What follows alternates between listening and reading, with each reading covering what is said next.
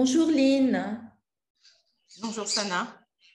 Alors, Lynn de la Guyane française, nous avons un réel bonheur de te recevoir et de te compter parmi les experts en éducation et les coachs parentaux qui vont animer cette deuxième édition 2022 de Happy Parents. Donc, cet événement, comme je te l'avais expliqué, c'est un événement qui est dédié au coaching parental et c'est une autre façon pour nous de célébrer la journée mondiale des parents qui a lieu chaque année le 1er juin.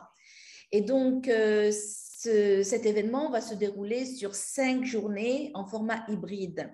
L'ouverture va se faire donc en présentiel. Ça sera une demi-journée d'atelier, de workshop dédié au coaching parental.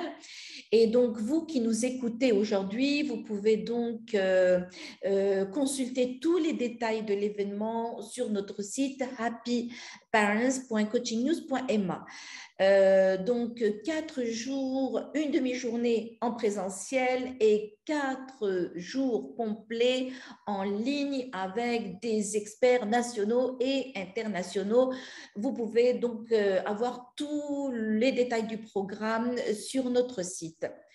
Avec moi aujourd'hui, Lynn Coudray, qui est donc coach scolaire et familiale. Elle est aussi formatrice, entrepreneur.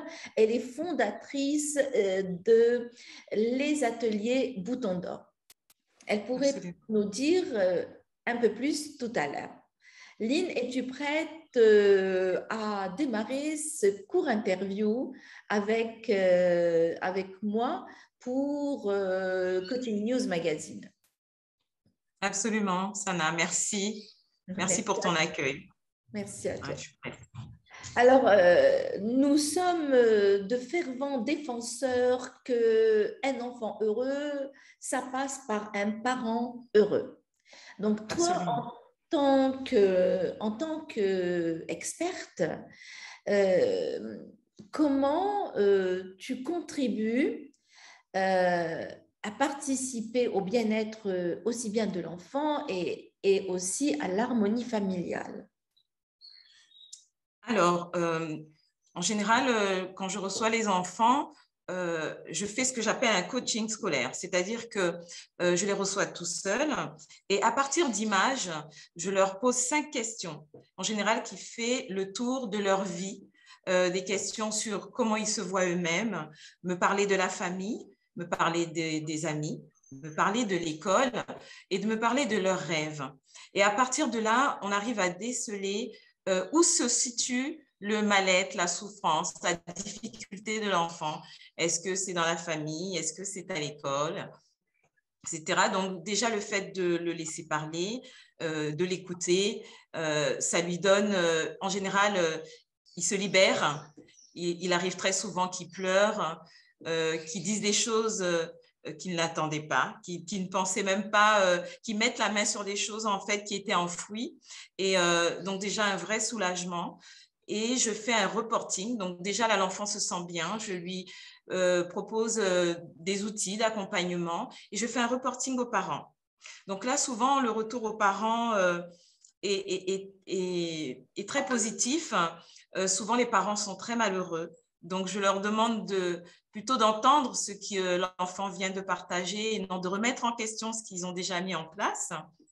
Et c'est une véritable remise en question familiale. Et voilà, sur de bonnes bases, on repart. Moi, je continue l'accompagnement avec des ateliers bien-être. Et à la maison, ils mettent les choses en place de façon à ce que tout reparte sur de bonnes bases. D'accord. Alors, pour aller plus loin, et comme tu es une experte de ce système familial que tu connais et avec lequel tu travailles régulièrement, qu'est-ce que tu pourrais nous dire sur l'autorité parentale dans l'éducation d'aujourd'hui et comment ou quels conseils pourrais-tu donner aux parents qui nous écoutent pour l'exercer de manière constructive? Oui, l'autorité. C'est vrai que souvent, elle se décline de façon de façon individuelle. Il y a des personnes pour lesquelles, il y a des parents pour lesquels l'autorité est calquée sur celle qu'ils ont reçue. Et donc en contradiction avec le monde actuel et eux-mêmes l'éducation qu'ils donnent, donc ils sont un petit peu perdus. Mais l'autorité, en fait, elle est indispensable. Et puis, il y a d'autres parents qui ont peur d'être autoritaires parce qu'ils ont peur de perdre l'amour de leurs enfants. Voilà, ils ont peur d'être trop durs, d'être jugés, etc., de ne plus être aimés. Très important. Donc, pour moi, l'autorité, elle est indispensable à la construction de l'enfant. Il faut tout simplement sortir des rapports de force, éviter d'imposer, mais faire preuve d'autorité de manière intelligente. L'intelligence du cœur, hein, vraiment, et respectueuse de l'enfant, en fait, du petit être qu'il est. Ce qui permettrait donc d'améliorer le développement émotionnel et de gérer les situations difficiles, stressantes, de façon autonome. Voilà. L'autorité, c'est éduquer vraiment en tenant compte des besoins de l'enfant, en fonction de la situation, sans oublier, en fait, en gérant les choses avec amour et bienveillance. Ce que je pourrais dire. Effectivement, l'autorité, ça serait un joli équilibre entre fermeté et bienveillance, tout en respectant les besoins de l'enfant. Pour aller un peu plus en profondeur, hein, la punition, aussi petite soit-elle, n'a pas de place aujourd'hui dans l'éducation bienveillante. Donc, par quoi peut-on la remplacer et comment faire de l'erreur un tremplin pour la croissance et l'éveil chez l'enfant? Merci pour ta question. C'est vrai que la punition, elle est contre-productive, hein. Déjà, il faut que le parent prenne conscience que la punition n'est pas nécessaire pour éduquer l'enfant. C'est vraiment de la parentalité négative, en fait. Alors, pour être un levier, enfin, ce qui permettrait donc de faire face, parce que les parents ne sont pas parfaits, le rôle du parent n'est pas d'être parfait, n'est-ce pas? Mais c'est également se déculpabiliser soi-même, déjà, de ce qu'on a pu faire, parce que la culpabilité est paralysante et nous empêche d'avancer.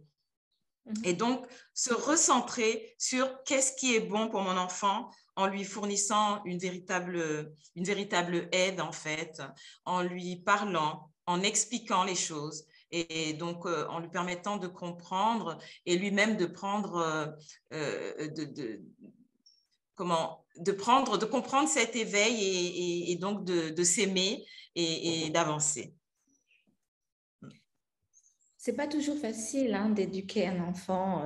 Étant moi-même mère de trois grands garçons, je suis passée aussi par des étapes où j'étais un peu désarmée. Et c'est pour ça que je voudrais, que j'ai appris par la suite à mieux gérer, parce que je suis allée m'informer et me former, parce que c'est très important. On ne naît pas parent. Un parent, c'est un métier à part entière. On ne naît pas parent. Et toutefois, on n'est pas le même parent avec notre premier enfant, ni avec le dernier. On a l'impression qu'il y a trois mamans, trois enfants, trois mamans différentes. Par rapport au fait de l'expérience acquise, mais aussi par rapport au profil et au caractère inné de chacun de nos enfants. Absolument. Donc, toutefois, je me rappelle dans le temps, lorsque mon enfant s'opposait, et il arrivait qu'il s'opposait sans arrêt à certaines de mes décisions, et donc je me sentais vraiment désarmée. Alors, j'aimerais que tu parles aux parents qui vivent la même situation, hein, comment résoudre ce problème d'opposition chez leurs enfants et comment sortir de cette situation qui, des fois, peut s'avérer difficile et déroutante. Merci. Question complexe. Effectivement, le parent, c'est déjà une personne qui arrive avec ses propres blessures, sa personnalité et sa conception des choses. Donc, il faut savoir que je trouve que la mission d'un enfant, c'est pour nous permettre justement de nous élever, de sortir des fois de notre ego, en fait, hein, parce que l'ego est naturel, ça fait partie des acquisitions de l'éducation passée. Donc, on a un ego et effectivement, quand un enfant s'oppose aux parents, la première des choses, c'est l'amour-propre. En fait, c'est l'ego qui va parler. Donc, c'est vraiment, comme tu as dit au départ, être parent, c'est déjà apprendre soi-même. C'est déjà ouvrir son cœur. C'est déjà s'élever et c'est remettre en question les choses pour pouvoir vraiment se centrer sur l'enfant, écouter l'enfant, se demander mais pourquoi il s'oppose à moi? Qu'est-ce qui se passe? Dialoguer, ouvrir et peut-être même lui exprimer un petit peu son désappointement, comment t'aider, parce que voilà, moi, je fais comme ça, je fais comme si j'ai compris ça, est-ce que tu peux? Donc vraiment, ouvrir, permettre à l'enfant de faire tomber, parce que l'opposition, c'est dû à la colère, c'est dû à la frustration. Donc, faire tomber cette colère et cette frustration, rentrer dans le dialogue, exprimer pour qu'ensemble, le parent et l'enfant puissent avancer ensemble et trouver un terrain d'entente, un terrain d'entente pour pouvoir faire face à cette opposition, en fait. Dit comme ça, Nickel. cela paraît simple et facile. C'est pour ça que pendant ces 5 jours, nous allons offrir aux parents des outils concrets qu'ils pourront tout de suite mettre en application dans leur foyer pour aller vers plus de relations apaisées. Et oui, c'est un réel enjeu. C'est un réel enjeu parce que je pense que l'exercice de la paix, hein, ça commence dans nos petites cellules familiales. Si nous apprenons ensemble à vivre bien ensemble, nous préparons donc des adultes, des futurs adultes qui vont construire la paix dans le monde. Et voilà que ma dernière question, et pour conclure cette interview, c'est de dire comment amener donc les enfants d'aujourd'hui à devenir des citoyens de demain autonomes et responsables. Grande question. Effectivement, j'aime bien la dernière phrase que tu as dite, la paix, donc familiale, mais c'est vrai que ça commence par une personne, ça commence par le parent et ça commence par le fait de s'inquiéter pour la cellule familiale et donc de son enfant, de lui donner les outils pour que lui-même il soit heureux. Donc j'allais dire, c'est beaucoup d'amour, hein? C'est beaucoup d'amour pour lui permettre de se projeter, favoriser son épanouissement, son autonomie, lui donner la capacité de gérer les situations sans colère, sans crise, sans stress. Et c'est vrai que l'amour, c'est un véritable moteur. Ça permet de faire tomber le stress. Et puis l'aider aussi à développer son intelligence émotionnelle et relationnelle afin qu'il trouve lui-même cette voie du bonheur et de la réussite. Et puis, moi, c'est ce que je souhaite apporter dans l'atelier que je vais animer, une éducation créatrice de valeur, hein, pour permettre vraiment à l'enfant de devenir quelqu'un de bien demain pour lui-même et pour sa contribution positive à la société. Magnifique. Merci beaucoup, Lynn. Merci à toi, Sana. Alors, Lynn, je souhaite dire à ceux qui nous écoutent, encore une fois, pour s'inscrire à cet événement en ligne, il suffit d'aller sur le site happyparents.coachingnews.ma. Ils pourront donc télécharger tout le programme.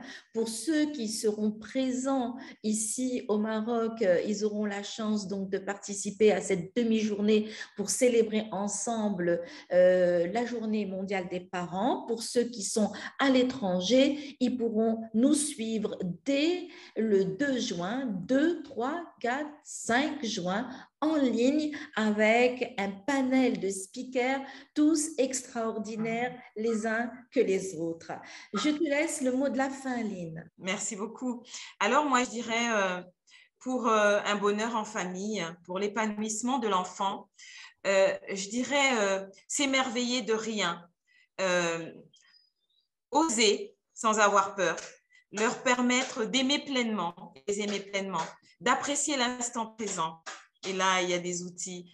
Se moquer des apparences, ne pas être rancunier et puis faire preuve de créativité pour qu'ils puissent libérer plein d'émotions positives et développer les capacités d'apprentissage.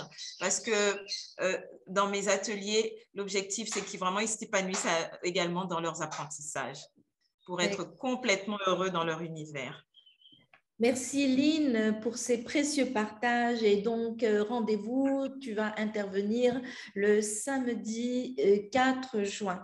Donc à très vite et en attendant, n'hésite pas à nous suivre à partir du 2 juin en ligne pour ça va être un Happy Parents Talk avec des expériences inspirantes, des parents qui vont venir témoigner de comment ils ont pu relever des challenges, aider leurs enfants à relever des challenges.